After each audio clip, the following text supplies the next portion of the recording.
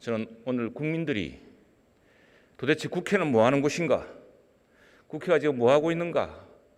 라는 이런 숱한 비난과 한숨과 통탄을 보내고 있다는 사실을 동료 여러분, 의원 여러분께 전하면서 시작하고자 합니다. 제가 지난 며칠 동안 이 자리에 앉아서 우리 당 의원님들 말씀도 귀담아 듣고 여당 의원님들 말씀도 귀담아 들었습니다. 참 대화가 부족했구나. 조금 더 많은 이야기를 서로 들었으면 좋았을 뻔했다는 생각을 했습니다. 특히 여당 의원님들, 우리 야당 이야기를 조금 더 들어주셨으면 이런 상황까지 왔을까 생각했습니다.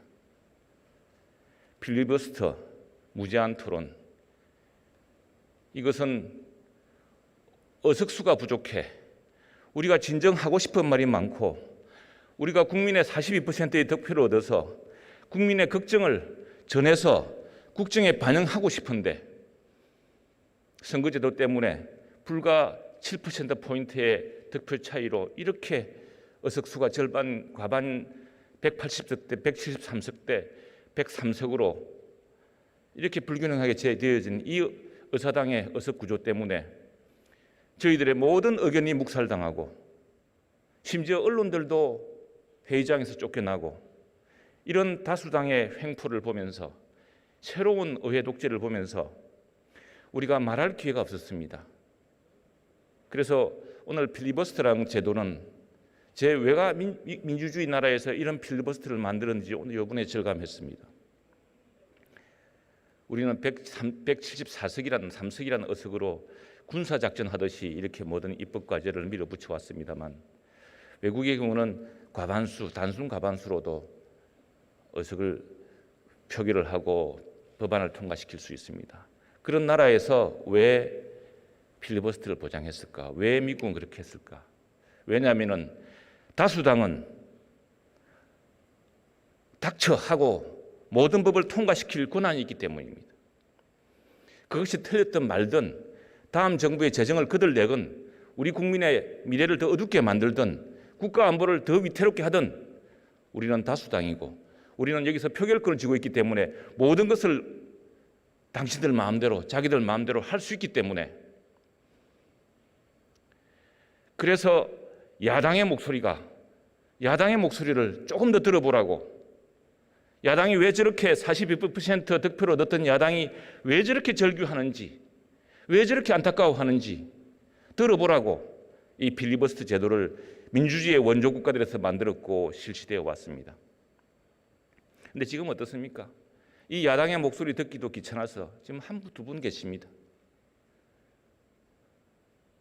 그리고 이 야당의 목소리를 반토막 내겠다고 또 꼬박꼬박 필리버스터 방해 필리버스터를 또 하십니다.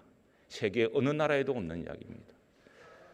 의석수를 174석이나 가지고 입법 독재라는 신조를 만들 만큼 모든 것을 독재해 왔으면서 이제 야당이 마지막으로 24시간 동안 국민들에게 그리고 여당의 동료 의원들에게 우리는 이렇게 생각하기 때문에 이 법을 반대합니다.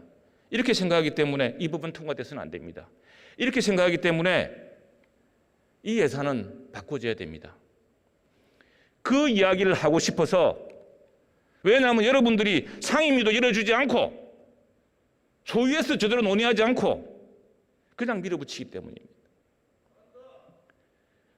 의회의 전통이라는 게 있지 않습니까? 존경하는 우리 고 김대중 대통령께서 만드시고 또 김영삼 대통령이 국회에서 국회와 정부와의 관계를 정착시키고 모든 대통령이 다 공과가 있습니다. 그게 만드신 전통이 다수당이 모든 것을 다 가져가는 게 사실 미국 의회 제도의 전통입니다. 그런데 우리 국회만은 그렇게 하지 말고 다수당, 소수당 나누어서 서로 협치를 하자는 전통과 원칙을 만들어 왔는데 그것도 일거에 다 바꾸지 않았습니까? 그때와 지금은 다르다고. 그때 그 말씀하셨던 분들이 전부 말을 바꾸시고. 그러니 야당이 얼마나 답답합니까? 그래서 이 필리버스터 하자고 이렇게 했더니 못하게 하고 처음에는 진짓 여유 부리면서 말 좀 하게 해주지 뭐 이렇게 했다가 이제 다급하게 그걸 끊으려고 이렇게 안달을 하고 정말 슬픕니다. 그래서 저는 우리 야당 의원들의 절박한 마음, 또 우리 여당 의원들이 반영하지 못하는 국민 42%, 지금은 아마 투표를 하면은 아마 우리가 60% 이상 득표할지도 모릅니다. 그러나 그런 예단을 하지 않고 여러분들이 듣기 싫어하는 소리, 여러분들이 애써 무시하고자 했던 소리, 청와대에 가서 우리 국민의힘 국회의원 초선은 58명이 가서 대통령을 만나달라고 하지도 않았습니다. 비서실장, 정무수석 만나서 뜻을 전하고 가능하면 대통령 만나면 좋겠죠. 그런데 그걸 문전박대를 하고 그 추위에 가로막고, 이게 어떤 나라입니까? 이 권위주의 시대보다 더한 왕조시대 같은 나라가 되었습니다. 상소문을 많이 받으시더니 이 청와대에 있던 계신 분들이 자기들이 왕을 모시는 줄 아는 거 아닌가 착각할 정도입니다. 무슨 예의입니까? 대통령이 말을 들어야죠. 왜 중요합니까? 하나만 예를 들겠습니다. 우리 야당 부족한 것도 많고 정권도 잃었고 탄핵도 당했고 우리 두 분의 대통령 영의 몸이 되어 있습니다. 정말 눈물 흘리는 나날을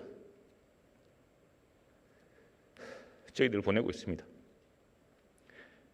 국민들에게 죄송해서 우리를 밀어주고 대통령을 그 엄동설의 대통령 선거운동에서 두 번씩이나 당선시켜주고, 그런데 그 대통령도 지키지 못하고 그 대통령도 망치고, 그때도 아마 청와대가 이랬을 겁니다. 왕처럼 모시려고 했을 거예요.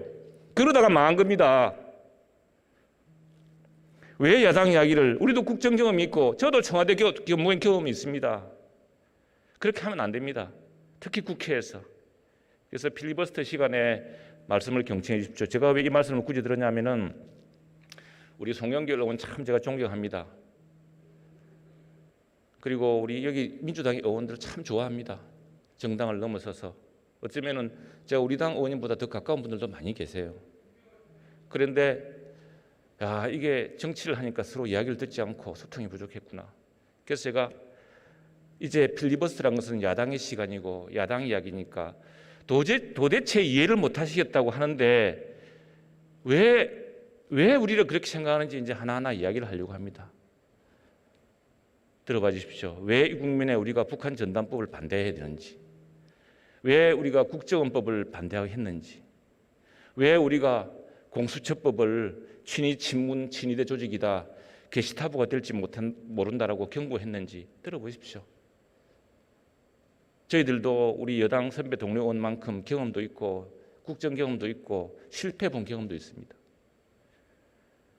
그리고 저희들도 어려운 시절 겪어봤고, 저는 개인적으로 우리 민주당 의원님과 비슷한 삶의 궤적도 살아오기도 했습니다. 단적인 예를 들겠습니다. 왜 야당의 목소리에 귀를 기울여야 되는가, 여러분들? 우리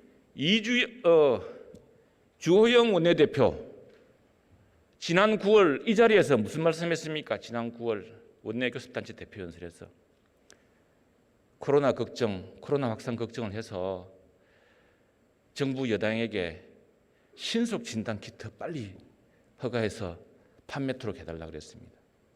근데 그로부터 9월, 10월, 11월, 12월 4개월 뒤에 오늘에서야 이낙연 대표 오늘 최고회의에서 신속 진단 키트를 신속하게 도입하자. 우리 야당의 말을 4개월 전에 들었으면은 K방역 자랑하고 세계에 자랑할 수 있을 것입니다. 여러분, 국정 낭비할 시간이 없다고요? 여러분, 우리 이야기 들었으면은 이런 실패 안 했을 겁니다. 최소한 우리도 완벽하지 않고 우리도 모르고 우리도 옛날 생각 틀에 잡혀 있을지도 모릅니다. 그리고 하도 여러분들한테 욕먹고 모략당하고 해서 저희들도 앙금이 있어서 감정적으로 많이 나가기도 했습니다. 그런데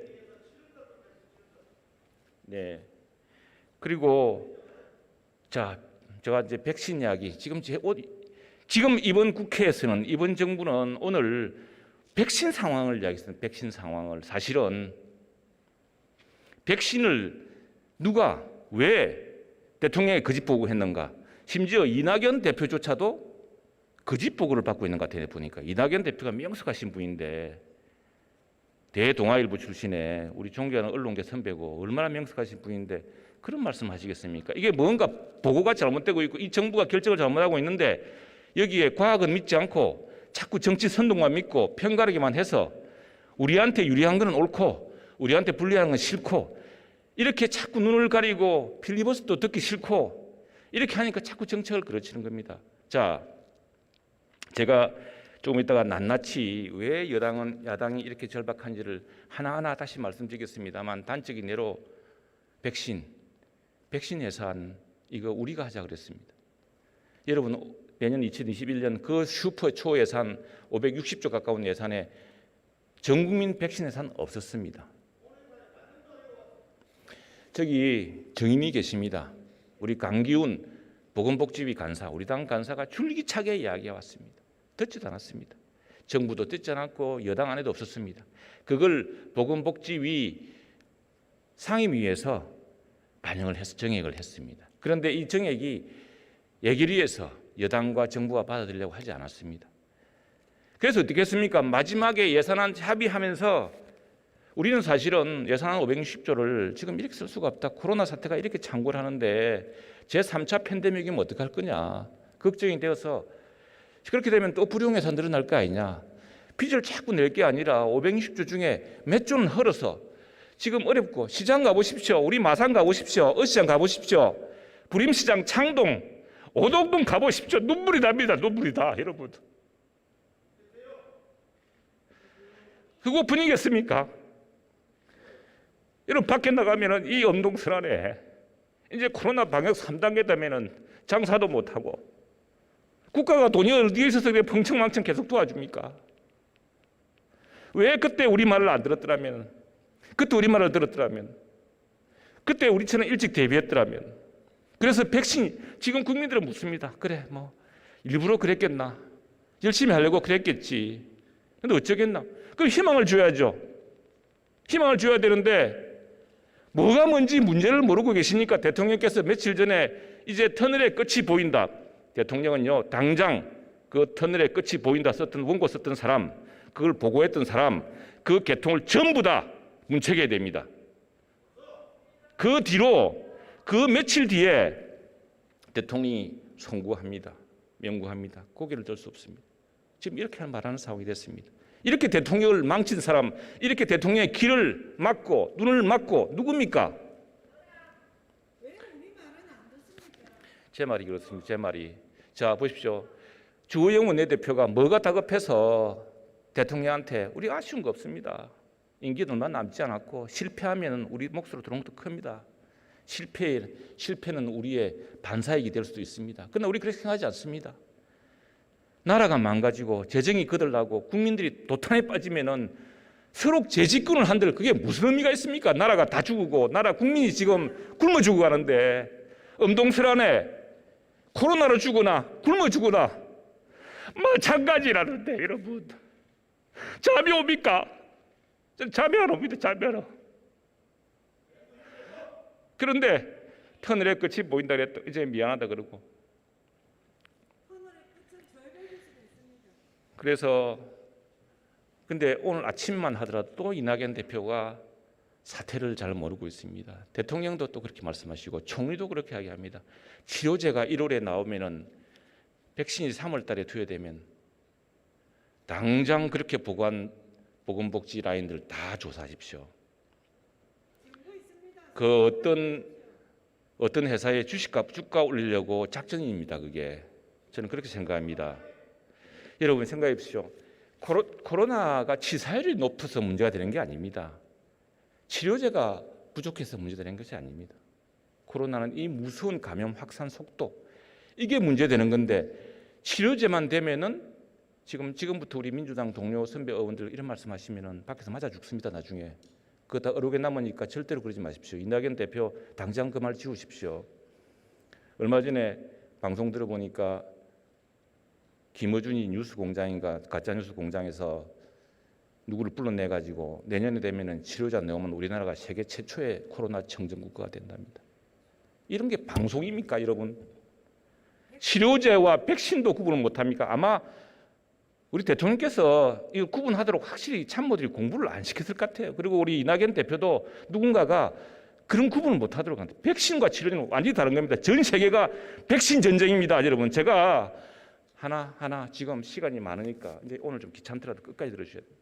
제가 다 말씀드리겠습니다. 왜 백신이 중요하고 치료제와 백신도 구분 못하고 치료제가 개발되면 우리가 청정국가가 되겠다는 사람들 이거 다 주가 조작과 관계된 겁니다.